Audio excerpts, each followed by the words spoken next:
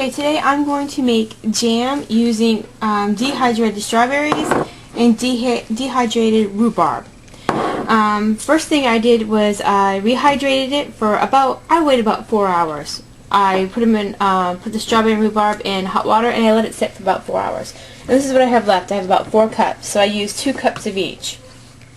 What I'm also going to do over here, I don't can my strawberry jam, so but it does seal when I get done. I take all my equipment over here and I put in a pot of boiling water. I have 5 jelly jars. I have my tongs. Everything that I need to can is in here, and I will boil that for 10 minutes to make sure everything's sterilized. And my lids are in the back. Alright, what you need for this recipe first is you only have 4 ingredients. You have your sugar, your fruit, lemon juice, and a little bit of butter. That's it. There's no pectin at all. You can use this recipe for any kind of berry. I've done it with plum and peach. So, what you do first is we're going to go ahead and get this on a medium heat.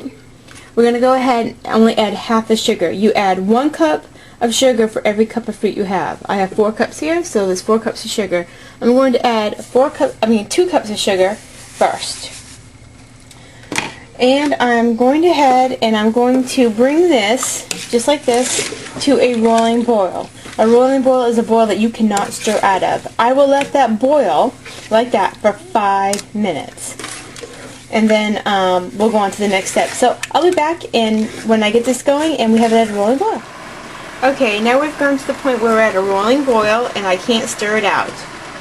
So we're going to go ahead and we're going to time this rolling boil that we have going on for 5 minutes. As you can see, it's at a rolling boil.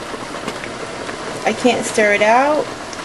So we're going to let it go for 5 minutes and then I'll be back in 5 minutes. Okay, it's been 5 minutes boiling, so what we're going to do now is we're going to go ahead and add the last 2 cups of sugar.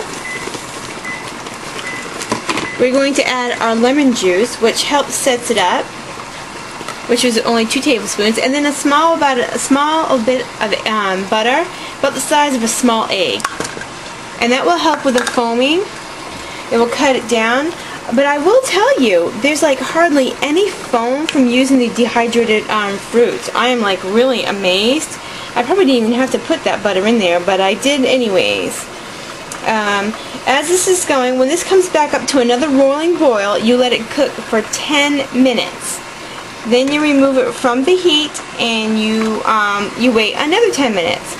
So we're going to go ahead and stir this all in and get it up to a rolling boil again and let it go for 10 minutes. Right here over on this side I have my jars and everything boiling. I'm going to let them go for 10 minutes. Most usually I let them go until I take this off the stove so it's a little bit cooler to handle. Okay, so we'll be back when we bring this to a boil. This is almost to a rolling boil, and when it gets to a rolling boil, we're going to boil it for 10 minutes. At 10 minutes, you can start checking with the consistency of your jam and how thick you want it. Now we're at a rolling boil, so I'm going to go ahead and start counting the 10 minutes now. Normally, I go 15 minutes because I know at 15 minutes that's the right consistency for my family on the jam. But you can take spoons that are frozen, put them in your freezer, and you can dip them into the jam, and you can roll it over and let it cool. You hold it up and you can let it cool and see how it, if it's the right consistency. But I found 15 minutes is great. You have a nice thick jam. I like a nice thick jam. I don't like a runny jam, and that's what we do for ours. So I'm going to boil this for 15 minutes instead of the 10, just because I know what our family likes. But for anybody who wants to try this recipe, start at 10 minutes and then go every minute until you get the right consistency. But do not go over 20 minutes. If you go over 20 minutes, your jam's ruined. It's going to be way too thick to spread on anything. So I'll come back after my 15 minutes and I'll show you what's next. Okay, now we've got like maybe 10 more seconds and I'll be ready to take this off. But you can see it's really thick. Nice and thick. This is perfect for us right here. This consistency. I'm just waiting for the timer. As you can see, my stuff over here for being sterilized is just going like crazy. And we can go ahead and take it off the heat. And what you do is you take it off the heat and you're going to set it right off the heat for 10 minutes. and you're not going to do anything with it. You're just going to let it sit for 10 minutes to cool down and stuff. Now I wanted to show you. This is the plum jam I did in May, and you can see it's really thick. That was at 15 minutes right there at a rolling boil. This is my peach jam. You can see 15 minutes. It's nice and thick, almost like a marmalade. This came out really good. And then I did my strawberry one back in March, and you can see that it's really, really nice and thick, and that's how we like it. So after 10 minutes, I'll come back and I'll show you how you go ahead and put them in the jar. 10 minutes, and you can see that it's thickened up quite a bit.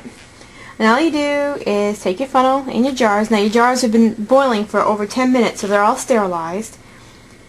And your funnel sterilized, your ladle sterilized, and you just put that in there. And you want to fill it. I might fill this one a little bit too much. You want to fill it just to probably about right here. And I fill that one just a little bit too much.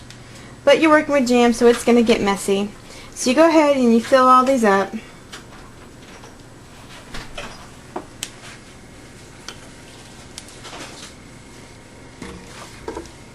Okay.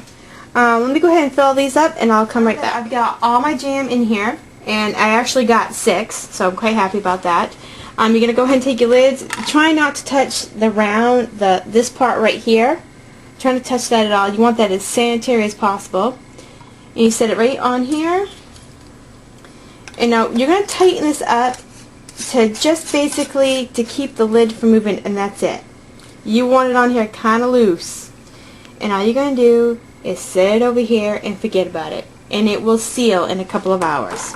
That's all you have to do. There is no pectin in here except if you want to count lemon juice.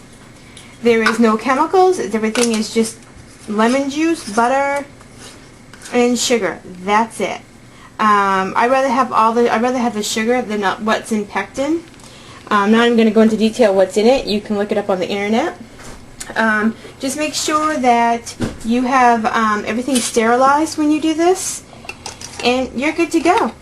And if you ask your grandmothers, your great-grandmothers, this is how they did it during World War II. And before that, this is how they did their jams. Okay, well that's it, and if you have any questions or anything, don't hesitate to ask. Thanks.